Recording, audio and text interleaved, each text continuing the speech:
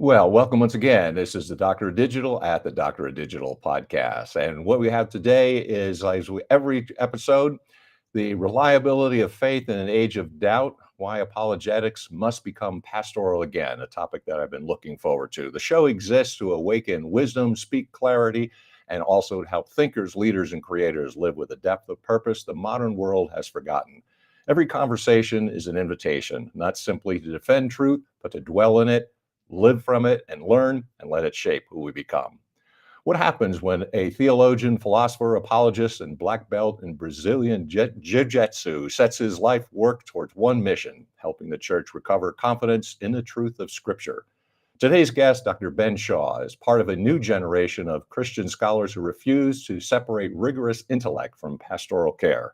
His work stands at the intersection of philosophy, history, theology, and discipleship, and he believes apologetics is not merely about winning arguments, but forming souls. In a culture drowning in skepticism, distraction, and deconstruction, Ben is giving believers something rare, a reasoned, interdisciplinary, historically grounded confidence that the New Testament is trustworthy. Ben is president of Core Apologetics, a national nonprofit equipping churches, universities, and organizations with the tools to think deeply and disciple faithfully. He is the author of Trustworthy: 13 Arguments for the Reliability of the New Testament.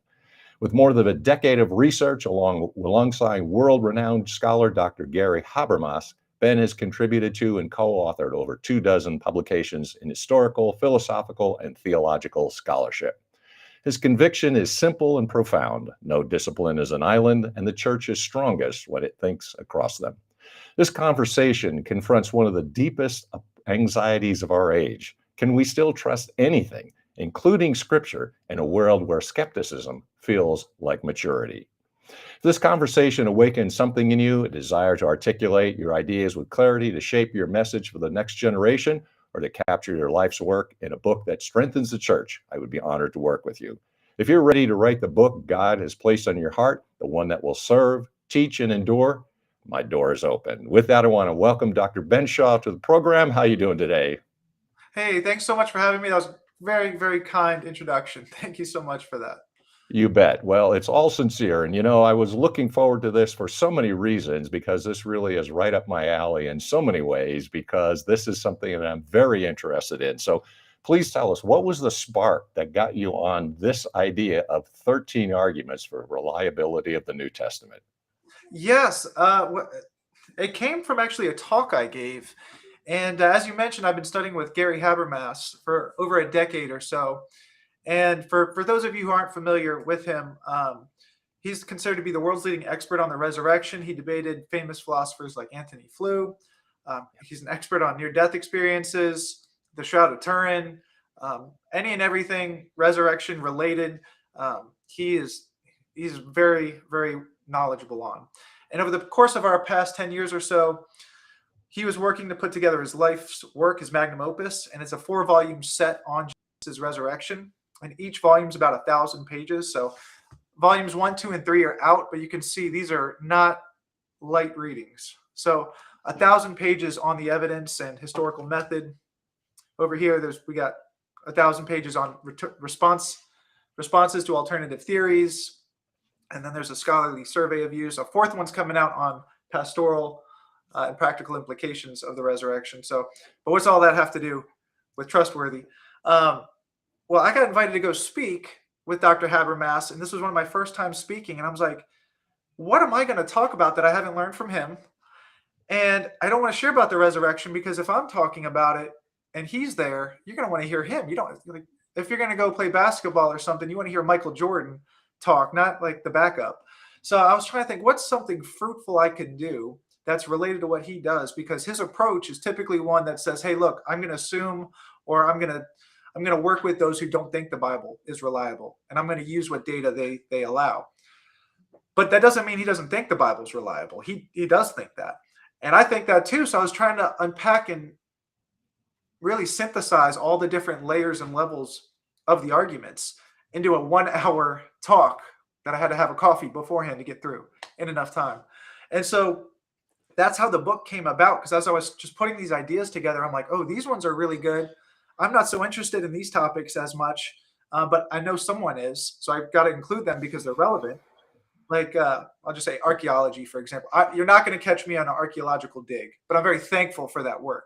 And so I wanted to introduce people to these 13 different arguments so they could see, hey, look, this one's really interesting to me, this one for me, and then they can start pursuing those things if they're interested. So that's how the book came about as far as Well, that discussion.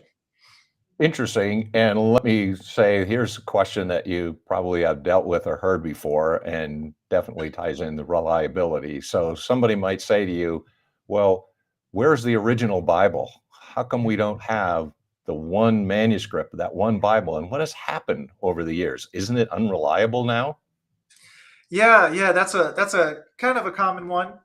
Uh, the very first thing that, and this is the first chapter actually of the book, is this is textual criticism, and it's not something unique to the Bible. It applies to Plato, it applies to ancient historians like Tacitus, and so virtually every ancient work we don't have the original.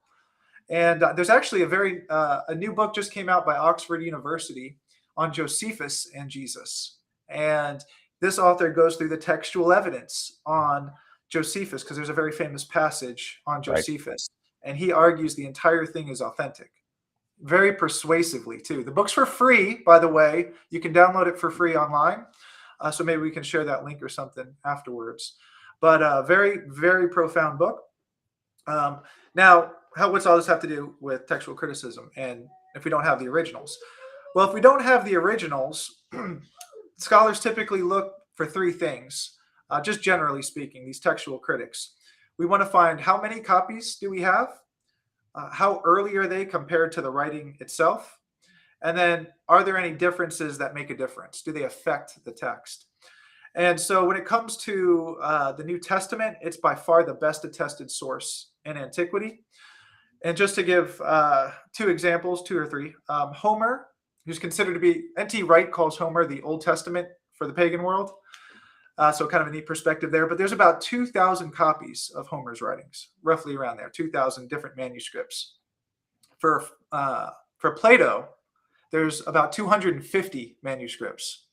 Now, if you go to college and you do Philosophy 201, you're reading Plato, and I don't think any of us have heard someone go, how do we know this is what Plato really wrote? Because we only have 250 manuscripts.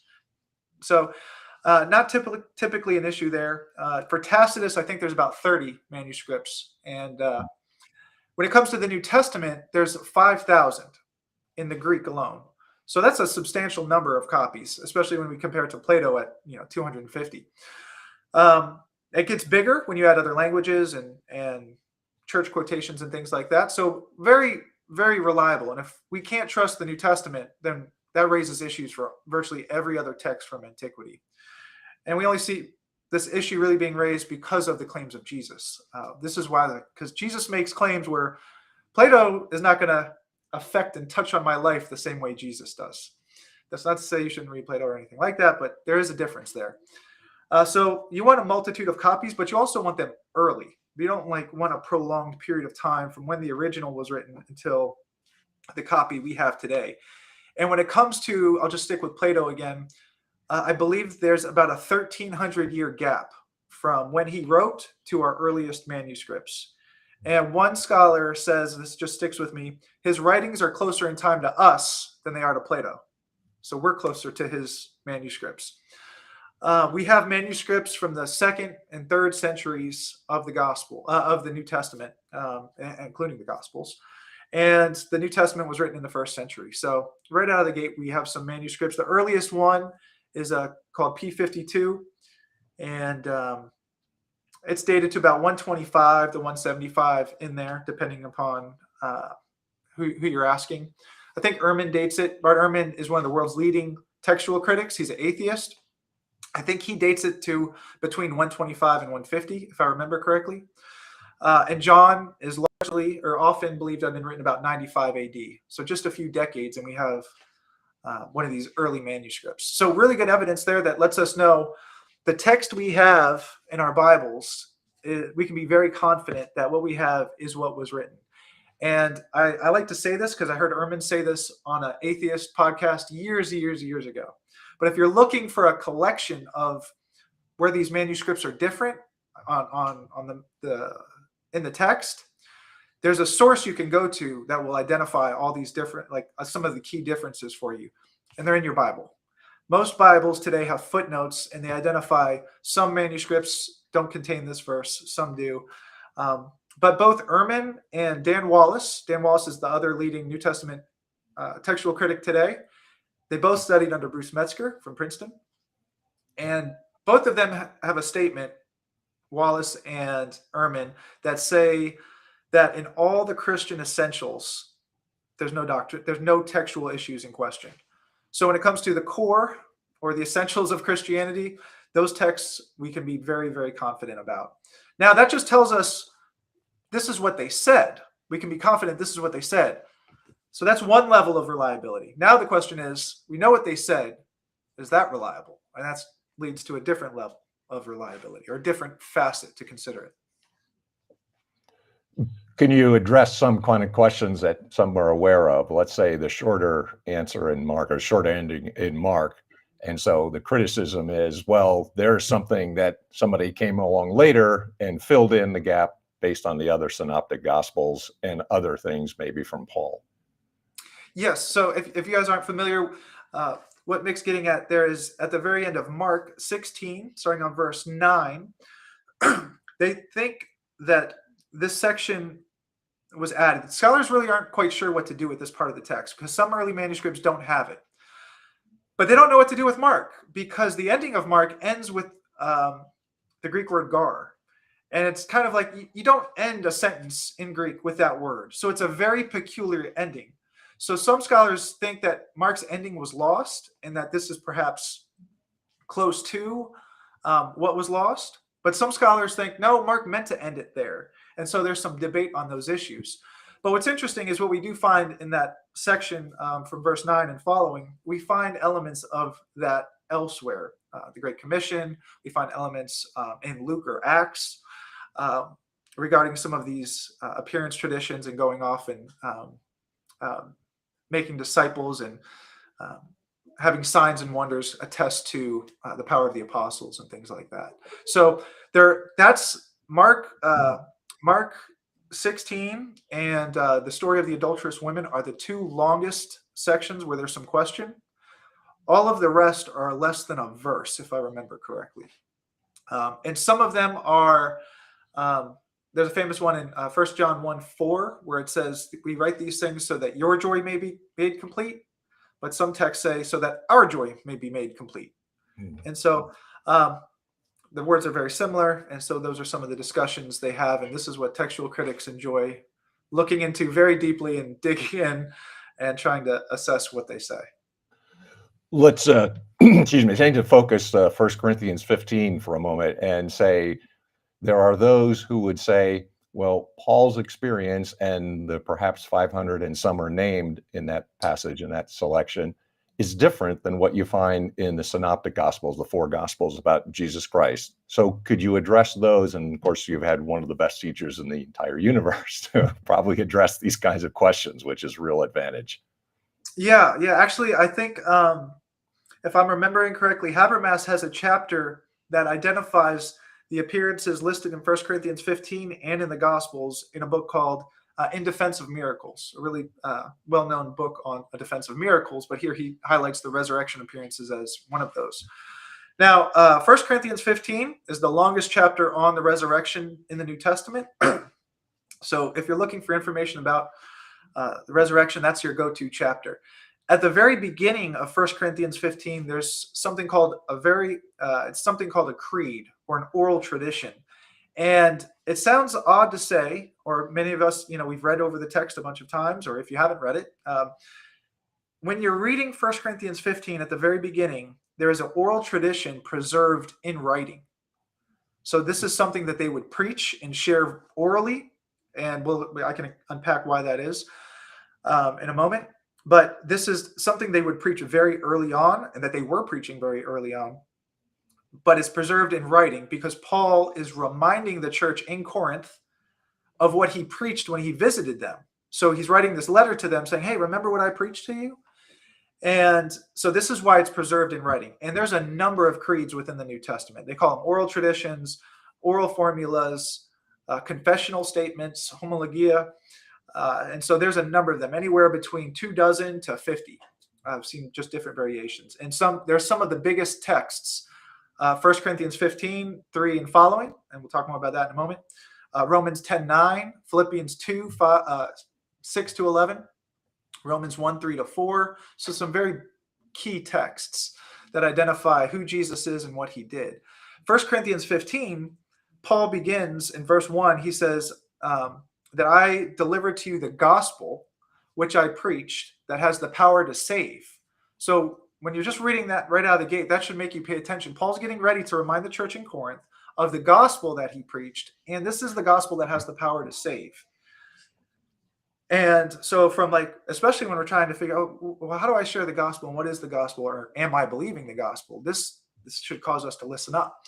And then he goes on in verse 3 to say, I delivered to you, which I also received, that Christ died for our sins according to the scriptures, and that he was buried, and that he was raised on the third day according to the scriptures, and that he appeared to Peter, to the 12, to more than 500 at one time, most of whom are still alive, but some have fallen asleep. He mentions James, then all the apostles, and then last of all, as to one untimely born, he appeared to me also. So it's actually the longest list of appearances in a short statement, primarily because this is an oral tradition, right? It's a condensed form of the gospel. And what's really interesting, this is such a powerful text that Simon Gathercole, who's a brilliant European scholar, he wrote a book called The Gospel and the Gospels. And what he does is he evaluates the four Gospels, Matthew, Mark, Luke, and John. And then we've heard about the Gospel of Thomas, the Gospel of Peter, the Egyptian Gospels, or the Gospel to the Egyptians, the Gospel of Truth, some of these other, Marcion's Gospel, things like this. And what Gathercole does is he looks at 1 Corinthians 15 because it's largely considered to be written before Matthew, Mark, Luke, and John.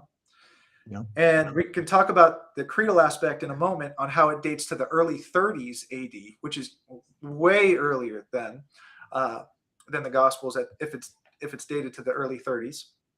But what Gathercole does is he takes that element of Jesus is the Christ, so it's who he is, his death for our sins, that he was buried, that he was raised, and these things happen according to the scriptures. So there's a context to interpret these things. And he applies that to Matthew, Mark, Luke, and John. And we find those elements in Matthew, Mark, Luke, and John. But when we start expanding to the 2nd century in these later Gospels, we don't find those 5 elements. I think Marcion's Gospel is probably the most easy to identify this. Yeah. Marcion did not like the Old Testament. So that whole according to the scriptures, we're going to get that out of there.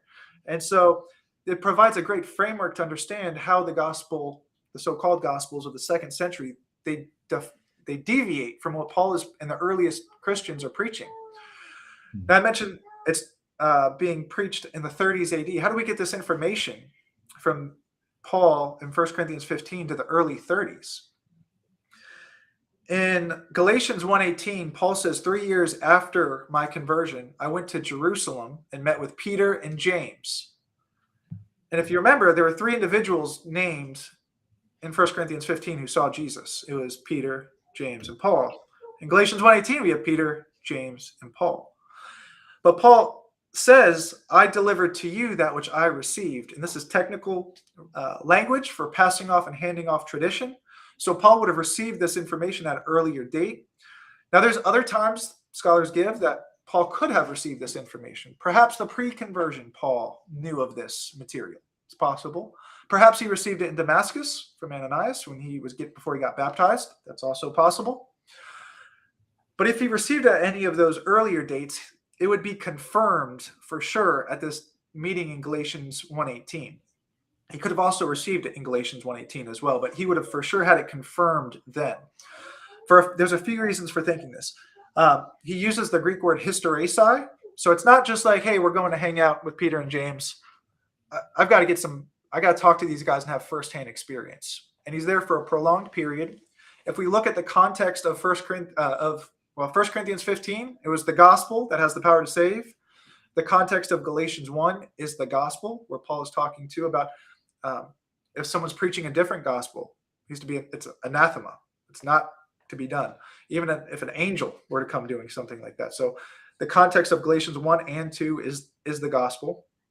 And so for this reason, I just think of the acronym ACE, where we have appearances in 1 Corinthians 15. These are connected to the eyewitnesses, Peter, Paul, and James. And it's very early, dated to the early 30s AD, because they think Paul's conversion is anywhere from 1 to 3 years after the cross. Well, if it's 2 years, Paul says 3 years later, I went to Jerusalem. That's 5 years after the cross. And if Paul received it then, well, they must have had it before then to give it to Paul. So for these reasons, which seems like very short, you're only using 2 verses here to identify how this material goes to the early 30s, but it's it's virtually unanimous, to quote James Ware, that scholars think this material goes to the early 30s AD. Doesn't matter one's background, position. Bart Ehrman, in his book, Did Jesus Exist? He says that meeting in Galatians 1:18 is the most likely place that Paul learned all of the traditions he says in the Gospels, and even in Paul's writings, including ones he doesn't share. So it's the best location for him. And in Galatians 2, he goes back 14 years later. And again, they add nothing to him. John's there. So there's confirmation. Paul's preaching the same gospel. In 1 Corinthians 15, verse 11, he says, I'm preaching the same gospel, whether I or they, so we preach, so you believed. And if I'm just going to keep going with this fire hose because there's a lot of information. But at the beginning of 1 Corinthians 15, there's division in the church. Some are saying, I was baptized by Peter, so I'm better than you guys. I'm baptized. So Peter had already been, they had conversations with Peter. The church in Corinth did. So if Paul was preaching a different message, they're going to be like, I'm going to tell Peter about this. So those things could happen. And you go, well, maybe they didn't. And this applies to the group of 500 as well, because Paul's the only one that mentions the group of the 500. It's not mentioned in the Gospels. And I think that was the question you were kind of getting at. What's interesting about this is a couple things. One is where Paul can be corroborated on his creedal traditions, he's found to be accurate. So in 1 Corinthians 11, he also uses delivered and received language for the Eucharist or for communion, for the Last Supper. When we compare that with Luke's account, we find it to be very similar, very accurate representation there. But more than that, we just mentioned that the church in Corinth, so this would be point 2, the church in Corinth already knew Peter and the other apostles. So if Paul's preaching a different message, that's going to catch their attention. But then in chapter 16, Paul tells them to start taking a collection for the church in Jerusalem, and that he will go with them to take that collection. If possible, Paul will go with them. But he's encouraging them to go to Jerusalem and take this donation because there's a famine in Jerusalem to help support them. If you're coming up with a lie or you're trying to deceive people, you don't send them to the source where they can do it. You want to obfuscate or something, like muddy the waters, like Isaiah 59 says, they trust in confusion, right? You don't send them and say, hey, I'll go with you. We're going to go to the church in Jerusalem, where James is the leader of the church in Jerusalem. So these are some really good reasons why that's a very powerful statement, what Paul gives us, but he's only giving us a snapshot. He's not giving us the full unpacking of this creed, of this preaching. Again, he's also reminding them of what he preached to them. So we would expect that we don't see these further details elaborated in Paul's statement, but in the Gospels, it picks them, and it really identifies specific people, like the appearance to the disciples, specifically because in Matthew, for example, they're being commissioned. There's an important commissioning going on there. And then Luke is ending it, but getting ready to set up Acts, which is going to be coming up afterwards. So each of the authors are doing something a little bit different depending upon their purposes. And as writers, we know this, right? We can't always write everything we want to write, especially when we have word limits. So this creates challenges. And this also ties into, I should have said this to be, trustworthy is not this big. Trustworthy is not 1,000 pages. My goal was to write it in 140 pages because people are busy and we want them to read it. So not that people won't read the big books, but that's a select audience. Whereas if we're trying to equip people, so my audience is different. So you could read, I've got a section on creeds. And you could say, oh, Ben, you left out all this information. My audience was different. I had to leave it out. There's so many questions I could talk about that in specific and related issues, but I just want to get some of the practical questions in too that people are interested, like you're a busy person. When did you write? And again, publishing, and of course, you had questions about how do I write? Let's say you have a PhD student who wants to publish a book. So questions along the lines, maybe the practical side, when and how do you write? How did you find a publisher? What's that process like? And somebody else wanted to write a book. What would you suggest? Yeah, those are great questions. And we talk about these too. I try to share with, excuse me, I try to share with our PhD students too some of the process. And some of it's going to depend on who your audience is. Are you trying to write an academic book, a popular book, a fictional book? But some of them, there's going to be overlap here. So I'll start with the publishing process and then my process. So I'm not a type A person, so my process may be one way 1 year and a totally different way the next. Right. But as far as the publishing process, for academics, one of the things we recommend is if you haven't done anything, start with a book review. Find a book that's in your wheelhouse, in your area of interest. So if I see, actually, I'm working on one right now, James Ware's commentary on 1 Corinthians 15. We just talked about it for about 5 to 10 minutes there. But he wrote a book, and it's one long commentary on 1 Corinthians 15. The book was excellent. And so it's published in 2025. So they want a review of it. So one thing you can do is you can ask a journal, and you ask one at a time, because when it comes to journals, you can only ask one at a time. Right. And you ask them, hey, this book's coming out. This is the area. Maybe I'm writing a PhD on this, or I have written a PhD on this. It's going to be an influential book. This is an influential scholar. Would you mind if I do a review? And they'll say yes, or they'll say no. And then if they say no, you find another publisher and you do the exact same thing. But you want to let them know why they should want the review, why you're a good person to write the review. Those are the two keys. You don't want to write them 10 pages. You just want to have one short paragraph and maybe a link to the book. And you want to make sure the journal does book reviews. So check on that before you email them. But there's a lot of publishers or journals at colleges that love book reviews. It's a great opportunity for their students. So if you're a student at UCLA or at Liberty, they've got journals where you can just say, hey, I want to do a review. And there's usually good opportunities there. And that helps you get familiar with the publishing process. So it's a really good way to do that. Mm-hmm. Now, a way to kind of get a publication and a half from that is if it's a really key book and you're finding, oh, there's a lot here I could unpack, and you have the time to unpack it, you can ask the publisher if you can do a review article, and that will be like a more developed book review. And so actually, Dr. Habermas and I have done a number of those together. We're doing one for 1 Corinthians 15 for this James Ware book. And so it's a very good book, but it needs some more unpacking than just a regular 600 to 900 word book review. So you can do that. It always doesn't hurt to ask, right? You just ask, you mind if I turn this to a review article? It's worthy because of ABC. You got to give them the reasons why it's worthy for that. But book reviews are good too, because they're going to help force you as an author to write concisely. Because how do you write a 900 book review on 1,000 pages? You have to learn selectivity, what is important, what's not, and be able to articulate that. And you may have 10 different critiques or 10 different things you think are great. What's the top one that you can say in one sentence in a 900 review? When it comes to a journal article, same thing, but you will typically submit your actual article to the publisher or to the journal itself. And now most of them are blind peer reviewed if that's the type of journal you're submitting to. But again, you can only do one at a time for that.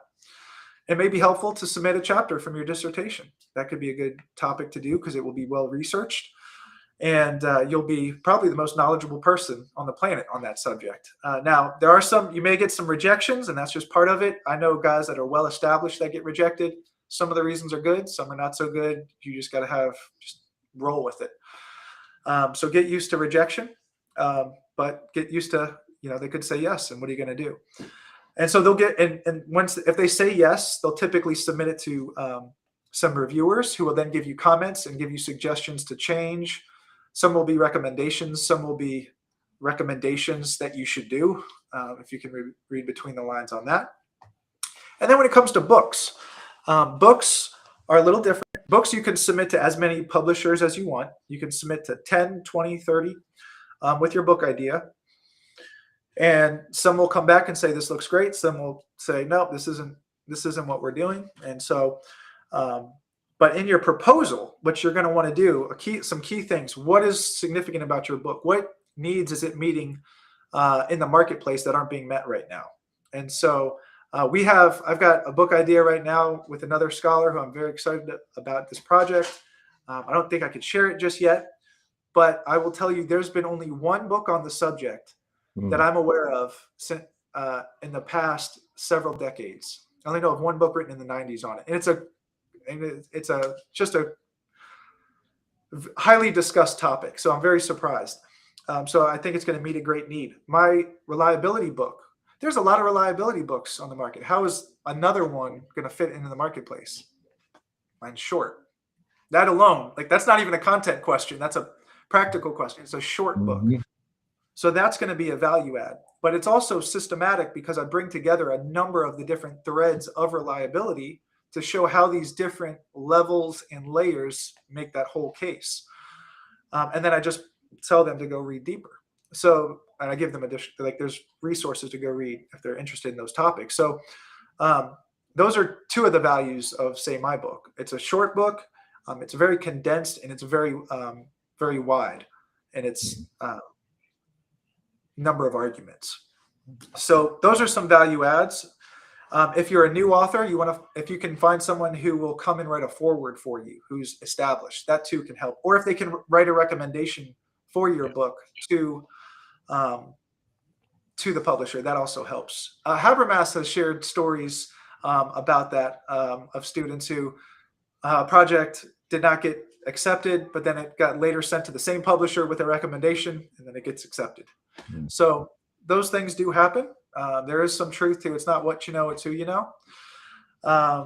Some publishers will only take, they won't take solicitations. You have to be recommended by somebody. And so I'll just share with Trustworthy. I submitted it. I can't remember how many publishers. There was a number of them.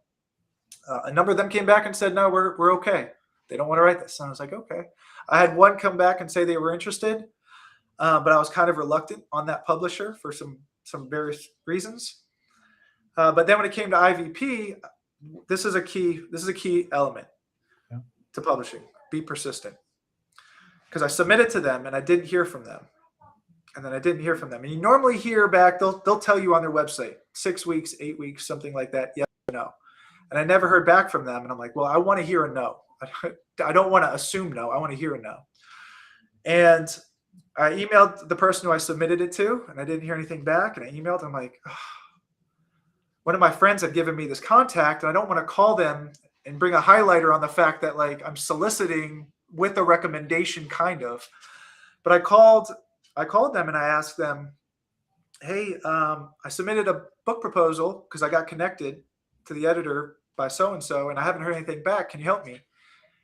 And the lady was like, well, let me contact them. And I was like, well, can I get your email so I can show you exactly that I did get recommended, but I also wanted her email so I could stay in contact with her. And she gave it to me. So I followed up with her, and she goes, it turns out this was during COVID that I guess this person had been sick for months and he just never looked at it. And they passed it on to another editor. And she was like, this book looks great. It's like a TikTok of books. Let's get this thing going. And so she liked it, and we started going from there. But if I wouldn't have made those calls and been persistent, who knows? Great advice. Really helpful for a lot of folks. I really appreciate that. And also being able to delve into the content of the book. So I'm curious, you got Core. People know about the book, like to know about Core. How do they get the book? How do they get a hold of you? What would you suggest in terms of contact information? Yes. Oh, thank you for asking that. Coreapologetics.com is our website. Now, one of the things we're doing that I'm not aware of anybody in our discipline doing, I'm not aware of too many people in too many other disciplines doing this, but part of the mission and vision of Core is, like you said at the beginning, is equipping churches, organizations, and individuals with apologetics, which apologetics, by the way, it's not arguing, it's not apologizing, it's not academic. It's just giving reasons for the hope that you have.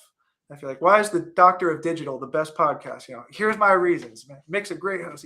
So that's just podcast apologetics. We're giving reasons why is Domino's your favorite pizza place? Well, I like the garlic on it. You're doing pizza apologetics. So we all do it. But we're trying to use this good discipleship and good evangelism to build and equip disciples and minister to those with doubts and questions. I had a lot of factual questions growing up. I got the story we hear a lot is we get saved but not discipled. And so I wasn't discipled for a long time, tossed and turned by every wind of doctrine growing up in South Florida. And so I wanted to read my Bible a number of times, but I'd pick it up and start in Genesis and I'd be confused by Leviticus and I'd start again the next year and same thing. And then, long story, I talk about it in the book, but I ended up at Liberty where you could ask questions about God. And they had people who studied these questions, and I was introduced to some other people who studied these questions. And I learned Paul wrote half the New Testament. That's kind of a big deal. Like, I didn't know that. And I think there's a lot of young believers, old believers out there who are looking to grow in their understanding of their faith, but don't know where to start. So reading your Bible is huge, a great way to do that. But if you don't understand Corinth is a city and not a person, it's going to change your perspective on some things. So that's part of the reason why that book came out. But that's also part of our mission and vision is we don't want people to have to go to grad school to get equipped in the core truths, or we want to help them major on the majors without having to go to academia. So we want to bring these things to the people and to churches and help them really make robust disciples who can live in such a way that they are being fruitful and doing good works and being lights to the world, that people see them and give God praise as a result. That's Awesome. Matthew 5:16 there. But this was the part I was getting to. Sorry. The thing we're doing is tying in trustworthy to doing live webinars where we go over the book with me as the author, but we like unpack the arguments together. So those are some other things we're doing too, which is a good idea for other authors. So how do they get a hold of the book, and how do they get a hold of CORE? What would you say is the best way? Well, we're active on LinkedIn, which is odd for a apologetics ministry, but our contact info is on coreapologetics.com. You could go to Amazon and get Trustworthy on there as well. You could probably see some funny. Well, yeah, there's some reviews on Amazon too that may be helpful and help summarize the book. And but coreapologetics.com is the number one place. Fantastic. Thank you so much. I understand you're busy. I'm sure you are. You're a writer, running CORE, and all kinds of things. But thank you for taking the time out. Very illuminating, very helpful. And it gives people reasons in an age which is very confused and very noisy and very loud, the reliability of the New Testament. Thank you very much for being my guest today. Yes, thanks for having me. I enjoyed it. Very good. Well, if you have questions, this is a place to go to. Getting CORE is really good. I appreciate that you're also listening and enjoy the program. Make sure you subscribe. I want to thank the publishers of both Burning America and On Track, Ian Hunter, for their support of the program. And if you want to reach out, get a hold of me on LinkedIn. I'm also there, the Doctor of Digital, PhD. And we also hope that you will subscribe to the program. Thanks for listening today. Till the next exciting episode, we'll see.